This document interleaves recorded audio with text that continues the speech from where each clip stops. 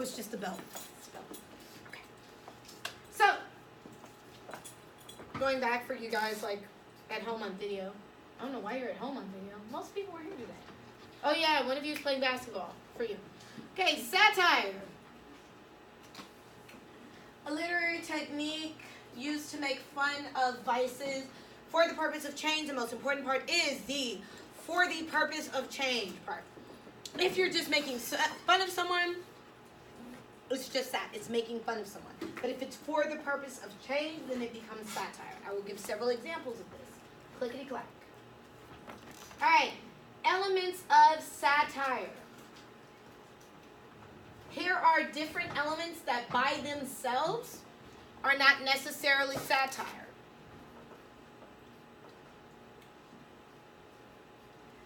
Satire might include irony, hyperbole, understatement, caricature, ridicule, or parody.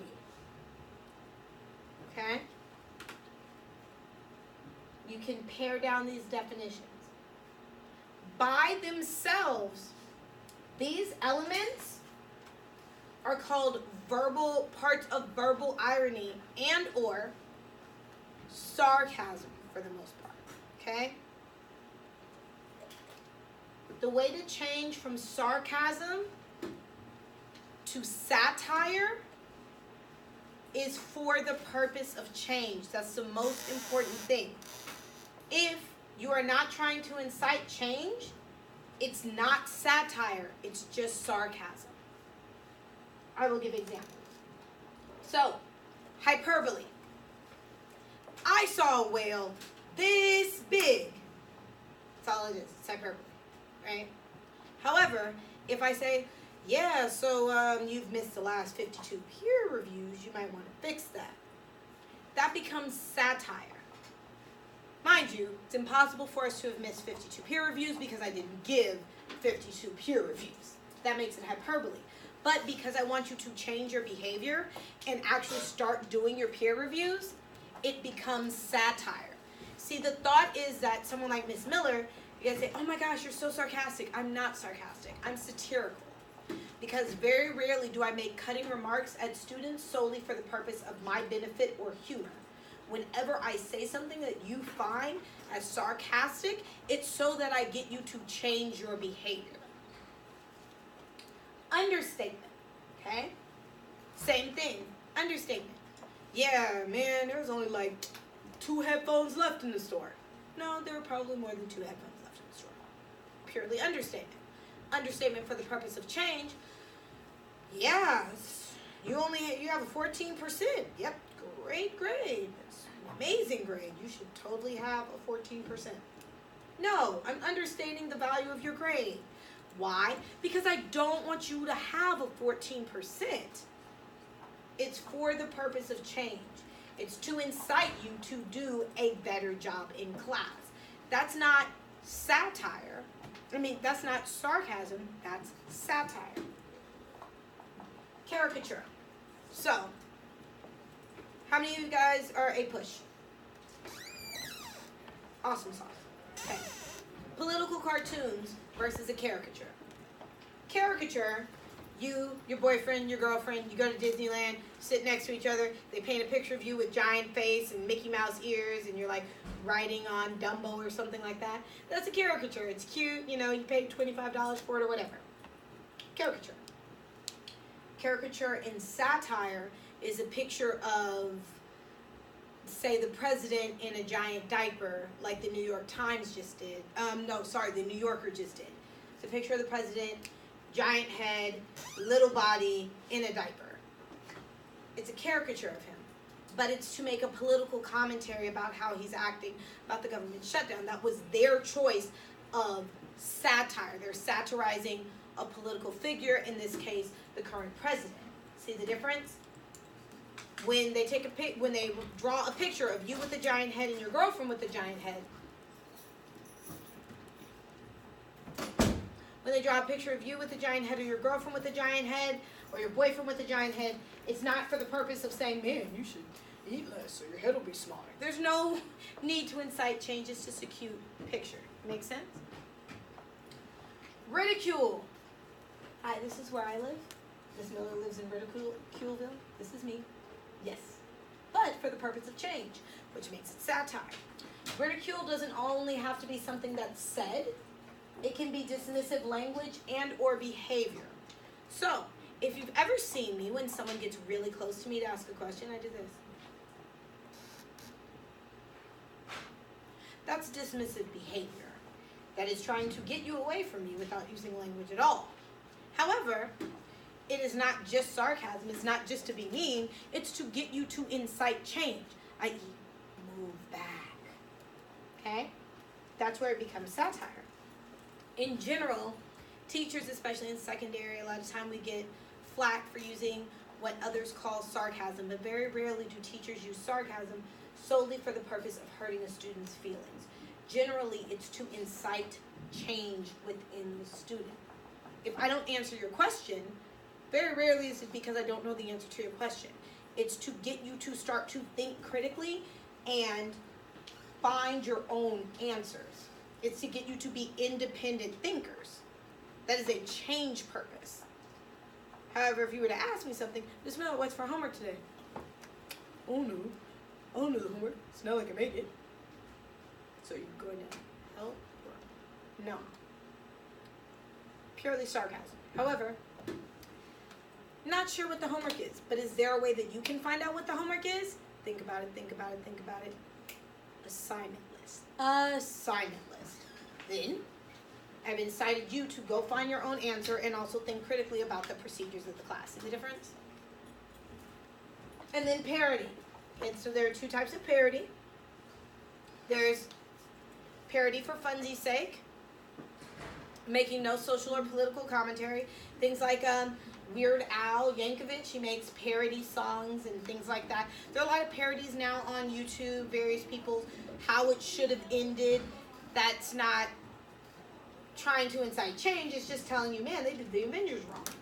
No one cares. Then there's parody like Saturday Night Live, like The Daily Show, like Weekend Update, things like that. That's parody for the sake of inciting change. See the difference? Click.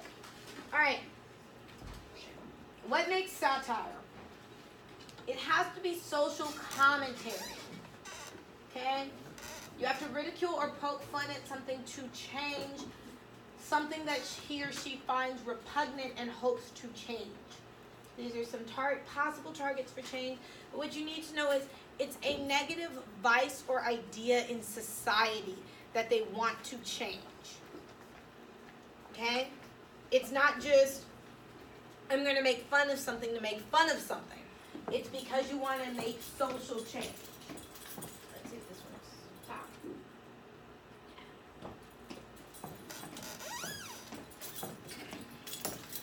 That should have gotten a little easier to read. It's all bright and popping now.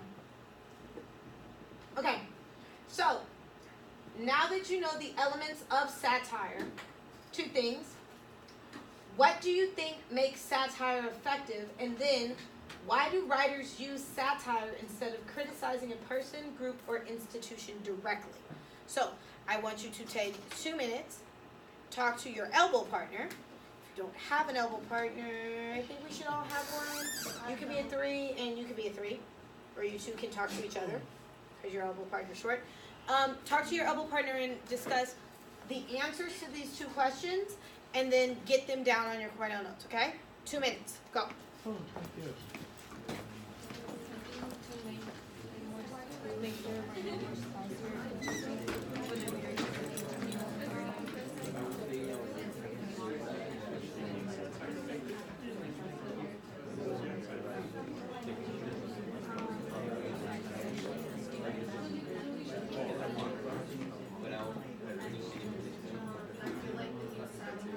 That was basically the satire.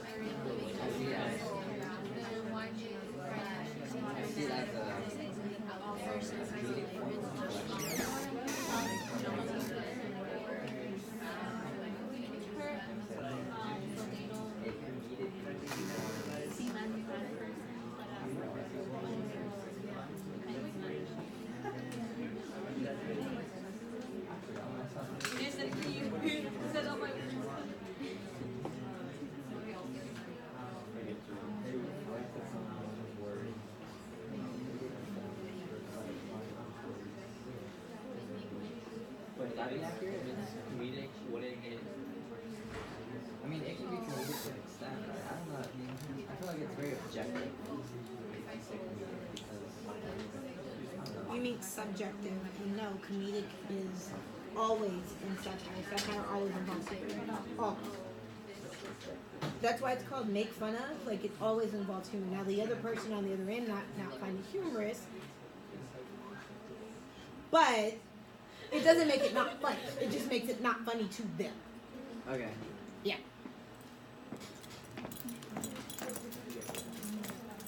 All right. So I'm going to be nice today and take volunteers. So now that you know the elements of satire, what elements, the ones, by the way, elements of satire, which of these elements do you think is most effective? What do you think is the most effective? Now, the awesome thing about this is there is no wrong answer to this, except for something that wasn't on this list, like lilies and small babies. Neither of those are on this list, so of course those are wrong answers. Everything else is fair game, okay? So which of these elements makes satire most effective? I will take 2 volunteers or 2 victims. I think 2 victims because here I'm supposed to take on. No, I'm trying to be nice. All right, Jen, think of a number. Don't make eye contact. 10. 1, 2, 3, 4, 5, 6, 7, 8, 9, 10. Janet picked you. So, Blanca.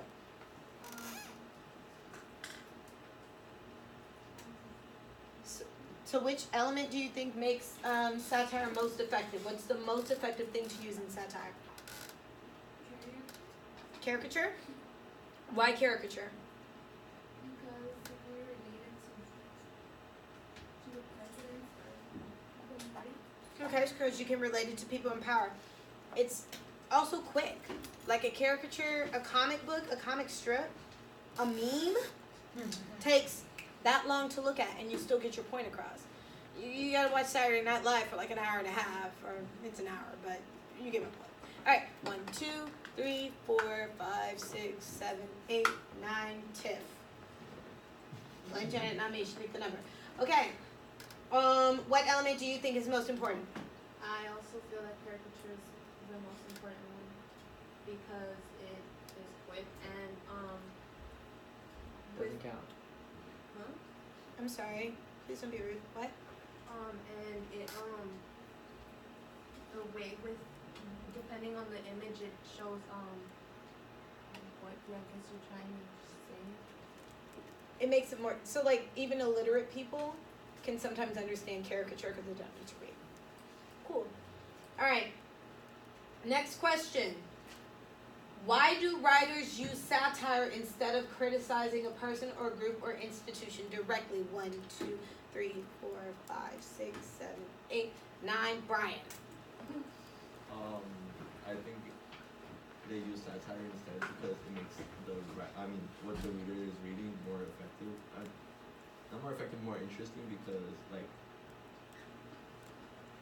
because it doesn't make like the writing boring. Like it just tells them like what they want to change. Okay. So sometimes it's just for the interest. That makes sense. One more person. 1, 2, 3, 4, 5, 6, 7, 8, 9. That'd be Miriam. Miriam. Why do you think people use writers use satire instead of speaking directly?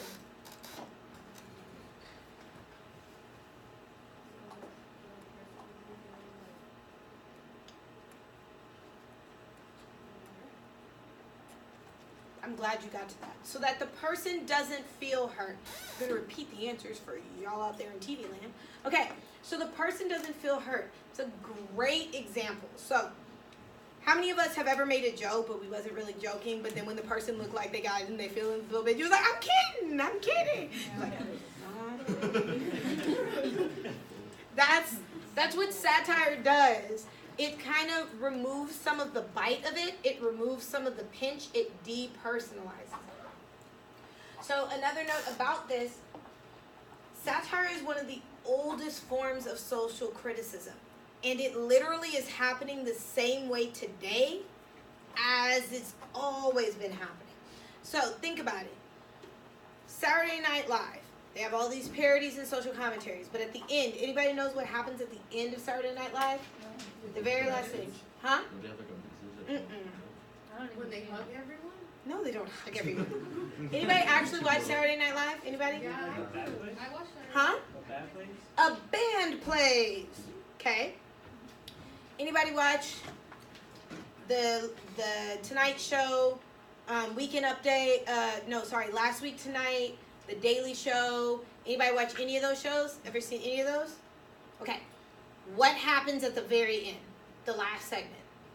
I watched last week tonight, but I only watched the YouTube one. Oh. So if you watch the full show, you'll see that the last segment is always a musical act or a band. Okay? What does it have to do with satire? Well, if we go all the way back to medieval times, can anybody think who's the only person who is allowed to make fun of the king? The Joker or the Jester. The Joker, the Jester, hung out with one other guy. Anybody know who he hung out with? The musician. They're called bards. They tell tales on what's called a lute. It's that big thing that looks like a guitar with a big button. Bloom, bloom, bloom, bloom, bloom, bloom. Right. So even all the way in 1119, it was the same thing. You got a guy, he makes jokes to tell the king what he does wrong, and then at the end, right before the king gets too mad, you throw on Kanye West, and everybody's happy. I would prefer Kanye West to a guy playing the lute, but hey, same thing. Nothing has changed under the sun in thousands of years. Same thing. Comedian, social commentary, whatever. Somebody makes fun of the person in charge. The person in charge thinks about it, almost gets in their feelings, and as soon as they do, you go, hey, here's Katy Perry. She sings Firework. Everybody's happy. Okay. So, a satirist, like me, uses laughter as a weapon, mixes criticism with humor. This gets to your point.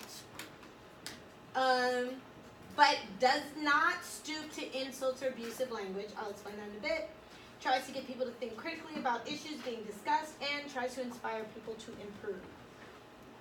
So, must have humor of some kind in satire. You don't have to write everything that's on the board. Remember, we don't copy. The big idea is you need to have humor. It shouldn't be a full-on abusive insult, and it should make you think critically and try to improve. Okay? I say that because you ever have an argument with someone and you're using satire or sarcasm and they go, well, you're a moron. Yeah. We just dropped right out of satire, okay? You can't stoop to abusive language. If we think about the example of Miss Miller, I'll use it as personal as possible. Many of you feel some type of way about the way I talk and the comments I make. But can any of you ever remember a time where I actually called a student a name, said anything that was truly offensive, talked about someone personally? I will never stoop to abusive language. That's called sardonism. So there's sarcasm, which is essentially just making fun of someone for funsies. It shouldn't really hurt. There's satire, which is making fun of someone for the purpose of change. And then there's sardonism, which goes further, making fun of someone for the purpose of abuse. Okay? If you think about it in terms of roasting, there are jokes that people make. Your mama's so fat, she sat in the rainbow, Skittles pop out. That's all the way over here in sarcasm and verbal irony. Why? Because no, your mama didn't actually sit on a rainbow and Skittles popped out. That's hyperbole. Additionally, I'm not really trying to hurt your mama. I'm not trying to hurt your feelings about your mama. It's just a joke. Then there's what I do, which is satire, which is getting you to change. Okay? And then there's sardonism, that point where it kind of hurts. Better example with the word gordito. There's gordito. It's like, aw, cute little chubby guy. Okay. Then there's, come on, gordito, we're going to go to the liquor store, but we're going to walk. Like, right. You're still chuckling, but that we're gonna walk was like, wait a minute. It's not just gordito. It's gordito, but you probably should actually lose a few pounds, okay? And then there's, hey gordito, oh, another Twinkie. Like that was like, like that hurts you, and that's the difference. There's just for the purpose of laughs, it's innocent. For the purpose of change, and for the purpose of pain. It's all about intent. Okay, here are different forms of satire. More than the examples, you need to get the different forms down. Look at and become familiar with some of the things that are listed under these forms. This is hint, hint important.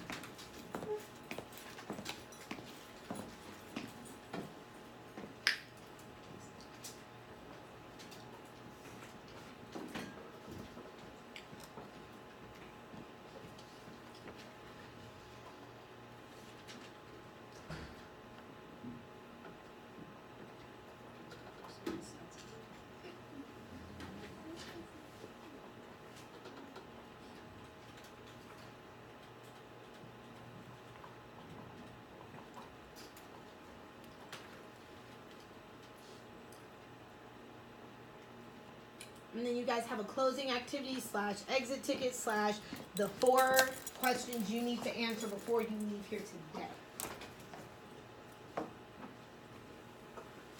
Make sure? Okay. I'm going to go back to this, but examples in pop culture: Saturday Night Live, The Daily Show, Scary Movie, The Simpsons, political cartoons, Last Week Tonight, Family Guy, South Park, American Dad, blah, blah, blah. It's one of the most popular forms of entertainment currently. Okay? So here are forms of satire. I'm leaving them up so you can write them. Once you're done with that, draw your line for summary, go back to Schoology, and open up today's assignment. It's only 4 questions. That's your exit ticket for today.